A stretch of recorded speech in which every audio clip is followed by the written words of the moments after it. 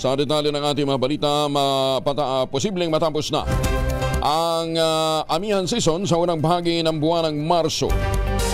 Ayon kay Joey Figuracion ng Pag-asa, ang period na ito ang pagsisimula ng pagbabago ng klima mula sa malamig patungo sa dry season o mainit ng panahon. Paliwanag ni Figuracion, ang dry season ay nahahati sa dalawang phase. Ang malamig at tuyong panahon mula December hanggang February, habang ang hot at dry season naman ay mararanasan mula March hanggang Mayo.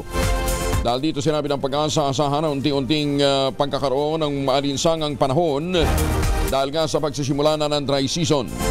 Samantalang easterly naman at amihan ay makakaapekto pa rin sa malaking bahagi ng bansa ngayong Biyernes.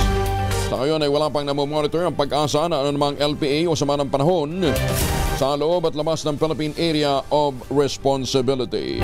Balikan muna natin ang Pag-asa. Kasama natin si Grace Castañeda. Ma'am Grace, good morning. Yes, good morning din po Sir Angel at sa ating mga taga-subaybay. Sa kasalukuyan nga po yung amihan natin ay bahagyang humina na pumuli pero nakaka-apekto pa rin ito sa area ng Northern at Central Luzon kung saan sa area po ng Cagayan Valley, Ilocos Region, Cordillera at Misty Region maging sa bahagi din po ng Central Luzon ay makakaranas pa rin po tayo ng mga may hinang pag-ulan or pag-ambon dulot nga po ng amihan. Samantala, yung easterlies naman nakaka-apekto sa nalalabing bahagi po ng ating bansa at magiging mataas yung tsansa ng mga pag-ulan, pagkidlat at pagkulog sa bahagi or sa buong bahagi ng Mindanao, maging sa Northern Samar, Eastern Samar at Southern Leyte. So pag-iingat po sa mga kababayan natin dyan sa posibilidad ng mga pagbaha at pagguho ng lupa. Samantala, dito po sa Metro Manila maging sa nalalabing bahagi ng ating bansa ay magiging bahagyang maulap hanggang sa maulap po yung ating kalangitan.